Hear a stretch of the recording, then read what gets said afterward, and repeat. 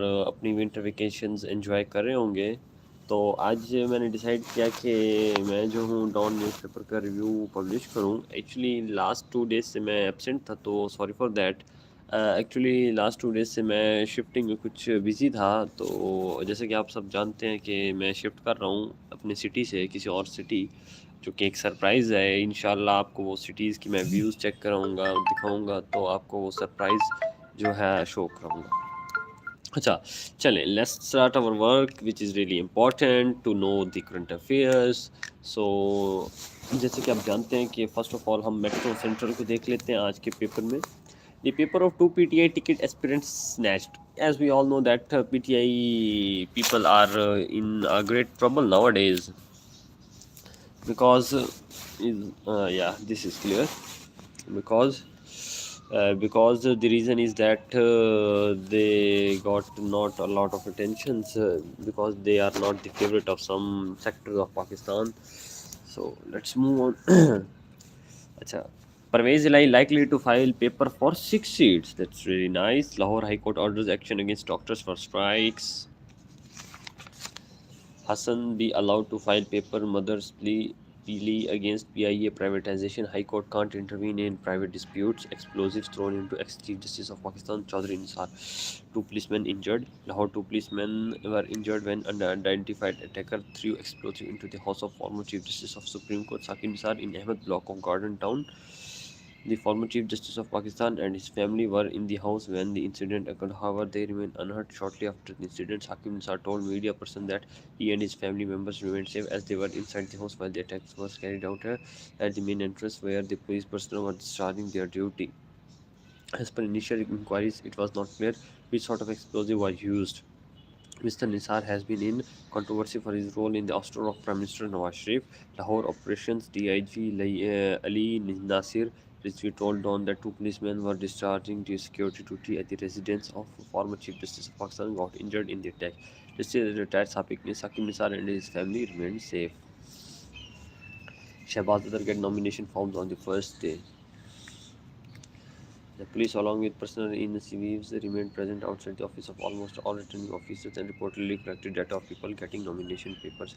In Bhalwal and Court Momin Tehsil, police allegedly snatched nomination papers obtained by a representative of PTY Vice President of North Meher Ansar Iqbal in front of RO office in Sargodha, where the 2 PTI leaders, including Iftikhar Gondal from Sargodha, has already parted ways with the PTI. The entire setup of PTI in Sargodha division is apparently in disarray as all old guard have either left the party or quite active but disapparent. It seemed that Sargodha Khoshaw police would not allow any PTI leader to file nomination papers. What sort of this brutality is that police is not allowing the people to nominate because to give their nomination paper? What sort of brutality is in Pakistan? Is it not a democratic country where the police is not allowing people to do what the constitution gives them the right? This is highly unacceptable. The police shouldn't do it. I don't know that what the intentions of police are, but this is really unacceptable because it's the constitutional right that every citizen of Pakistan has. So police should look upon it, and it's the thing of their reputation, because their reputation is, that really damaged due to such sort of things, which is really shameful for the police. Okay, further moving on, as we all see. To clear Derby's 350 spots, identified Derby's Punjab writers are to show inferiority. The complex brand ambassador, police department appointed Pakistan team star Arun Shada brand ambassador. A man gets RI terrorism case. 2 fresh cases filed against several PTA workers. UAF into to strive for healthy crops. CM to stop killing spree of predators. The highlighter worker made her complaint held for the hostile. Okay, yeah, this is really unacceptable that workers are being, not allowed to file their nomination papers, because it is highly unacceptable in a democratic country like Pakistan. Okay, further moving on, the world biggest news is about artificial intelligence AI. AI can't be patented inventor. UK court rules as US computer scientist lost his bid on Wednesday to register patent over inventions created by his artificial intelligence system in a landmark case in Britain about whether AI can own patent rights. Stephen Teller wanted to be granted two patents in the UK for inventions he says were devised by the creative machine called Dabus. His attempt to register the patents were refused by the UK's intellectual property officer on grounds that the inventor must be human or a company rather than a machine. Teller approached the UK's Supreme Court, which rejected the appeal as under UK patent law, an inventor must be a natural person.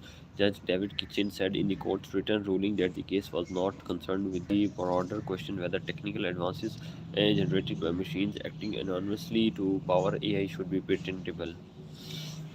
Chief of Army Staff urges uplift without involvement in bloc politics. In Islamabad, the High Court issues notices to FIA on Imran's plea against his in-camera trial. European Union agrees historic reform of asylum laws. France, Macron faces cracks in his government over migration legislation. Brussels, the European Union on Wednesday agreed to an overhaul of its asylum system, includes more border detention. Okay, yes. Uh, खामोश मैं थोड़ा भैया काम करूँ काम कर रहा हूँ इसके बाद मैं आपको कुछ बताता हूँ ओके अच्छा Nawaz picks Mansehra to stage electoral comeback Safdar says Maryam मुकाम candidate for Punjab KP CM slots. Party defers final decision on tickets for women on general seats. IPP demands over 100 national provincial assembly seats for PMLN. Lahore Mansehra. After getting a clean sheet from courts, PML and Supreme Leader Nawaz Sharif will contest election for the National Assembly seat in Khyber Pakhtunkhwa. NA15 Mansehra and his son-in-law Captain Muhammad Safdar told reporters on Wednesday. Nawaz Sharif will be our election candidate for NA15. He will become the Prime Minister as an elected representative of KPK to address the province's deprivation. Okay, Trump barred from presidential ballot in Colorado. Former president to file appeal and seek stay of a deeply democratic decision. So this was all about democratic things. Okay, so the main part, as we all know, is the editorial. So move to the editorial section. So see that what's in it.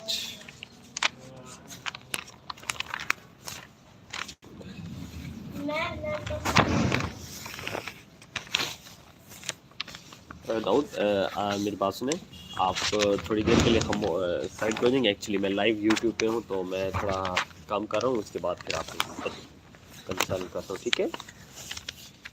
ठीक है भैया thank you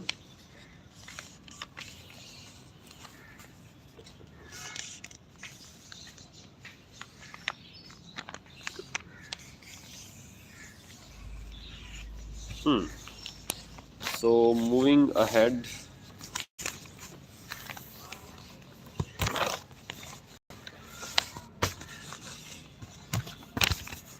let's see what happens.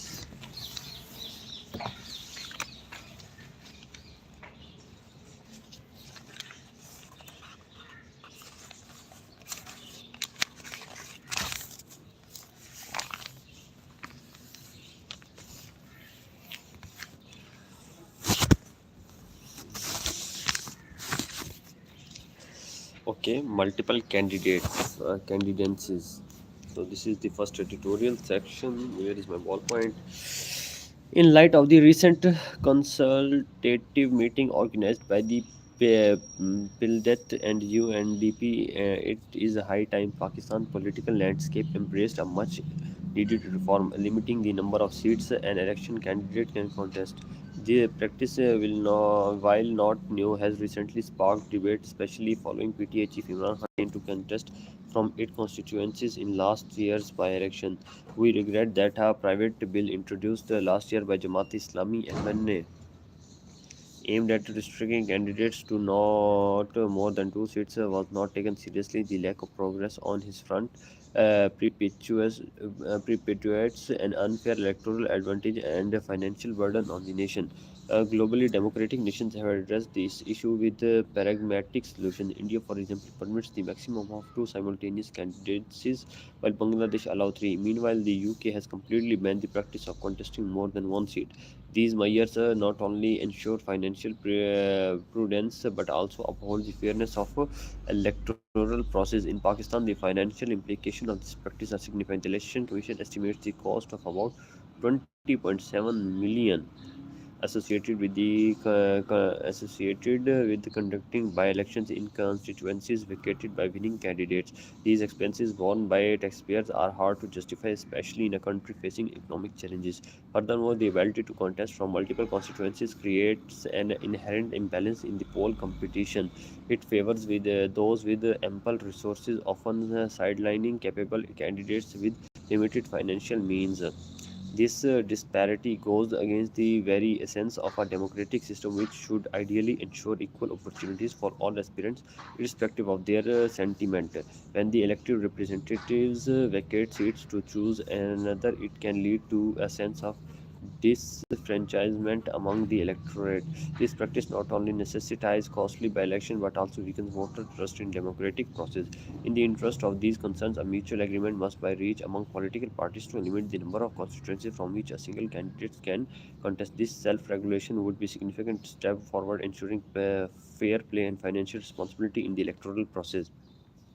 Thereafter, it is imperative that the next government, irrespective of its political alignment, takes definitive steps to amend Article 223 of the Constitution. The amendment should aim to limit candidates to contesting from no more than two seats in line with international practices. The need for reform in Pakistan's poll system is clear. Political parties must collectively work towards implementing these changes. Such an initiative would not only enhance the fairness and integrity of election but also demonstrate a commitment to the responsible governance. Okay, so according to me, the multiple candidacies, I think that this is not right because it's really financial burden on the countries like a country like Pakistan. As we see the examples of rest of the world, that it is more significant that in democratic countries like India, UK, and as well as the Bangladesh, there has restrictions on number of candidates. In India, you can't contest for more than two seats, and while in Bangladesh it's three, but in UK it's really strict that there you can contest on only one seat. So that's means really good thing that the election commission should restrict by making any such sort of law by the National Assembly. Okay, the next is Red Sea Force. In a fresh sign that the massacre in Gaza is fueling tension elsewhere in the region, the US has announced the formation of a naval task force to stop attacks from the Yemeni Houthis targeting Israeli ships or vessels coming from or going to the Jewish state. US Defense Secretary Lloyd Austin announced the launch of the scheme, Operation Prosperity Guardian in Bahrain, one of the members of the collective, on Tuesday. Other members include NATO countries such as UK and France, as well as states not known for their naval prowess, such as the Shelly's. Media reports says more countries have signed up but have requested to keep their participation quiet. On their part, the Houthi, also known as Ansarullah, say that they are only targeting Israeli ships or those vessels helping Tel Aviv, and attack will stop once the butchery in Gaza is brought to halt. It seems that Washington is building another coalition of willings here. While the move has ostensibly been made to protect shipping in one of the world's most important marine trade corridors, there is also a geological subcontext, as Houthis are allied with Americans' arch rival Iran, while the US has been helping in her Saudis fight the Yemeni insurgents since at least 2015. Indeed, it is important to protect freedom of navigation on the high seas, but what is more important is to stop Israel's genocidal violence against Palestinian people. If US is serious about protecting marine trade in Red Sea region, it is need to support calls for a complete ceasefire in Gaza. So Red Sea Force, as it's the new tactic of US for the intervention in the Middle East, and the US should stop it. Actually, I have once many times I have discussed the issue who is getting that profit, or the advantage for the war of Gaza and Israel. So basically, I when made some analysis on this issue, then I was surprised to see the results that major countries like China, mostly the America, that weapon making companies are getting billions of profits from this war, because the in the market that the weapons are being used, and they are very crucial for both sides. So these companies are making a lot of profit, and their share has risen up since the inception of the war. So it means that it is all the game of wealth, of collecting money and all such sort of stuff. Okay, next is cricket audio leak. Of late, Pakistan Cricket Board chief Zaka Ashraf has been dogged by controversy. Not too long after Mr. Ashraf shared a screenshot of a conversation between Babar Azim and a PCB official, which was aired on a television. 135 television. And next is that 135-second audio purportedly featuring the Muhammad Ashraf voice has been doing the rounds on social media. So far, the PCB has neither denied nor admitted to leak. And while it is indicates the tension between Mr. Ashraf and Babar, the former all-format captain of national team, its timing is questionable. The audio was leaked after the team lost in the opening test against Australia, its first game under Shan Mustafa's leadership. Shan was appointed test captain after Babar resigned following the Pakistan exit from the ODI World Cup. The audio leak shines a light on how PCB chief apparently forced Babar out in that private conversation between Mr. Ashraf and the member of his family. Mr. Ashraf says he had an idea that Babar would not stay on as a test captain if he was not given the same role in the white ball teams. That is why he says he made that other offer and already had a backup in mind once Babar would announce he was stepping down as a skipper from all formats. It all adds up considering the events on the day when the Babar met Zaka after Pakistan returned from World Cup in India. Barely 20 minutes after Babar announced his decision to quit, the PCB announced Shan and Shaheen Afridi as Test and T20 skippers. In the audio, Mr. Ashraf also mentions that Babar had cultivated culture of favoritism with his close friends as part of the squad. There is also a discussion on the fact that most players in the current squads are clients of Saya Corporation, an agency run by Talha Rahmani. Talha Rahmani. However, Mr. Ashraf seemed to have forgotten that Shaheen is also a client of the same agency as well as Babar's close friend. What has emerged, however, could have a profound impact on Pakistan cricket. Evidently, Mr. Ashraf holds a grudge against Babar and Saya Corporation. His attempts to regularize players' agents is being noted that an agent can have only two players of the national team on his roster, could turn the players against him in he actions and would not. So what is this? Yeah, means the PCB chairman. He's a really a good, very big post, and he's talking like these things. And also, I am very that. Looking forward that what is Saya Corporation and who is Talha Rahmani, that who is controlling the intentions of Pakistan cricket team players. So yeah, this is not acceptable. Cricket is very big game in Pakistan, so this sort of things should be stopped.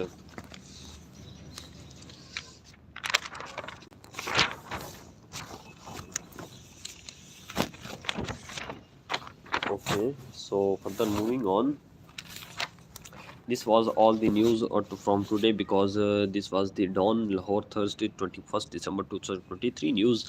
So further we will meet inshallah after a short break, so for the review of the next newspaper. Thank you very much.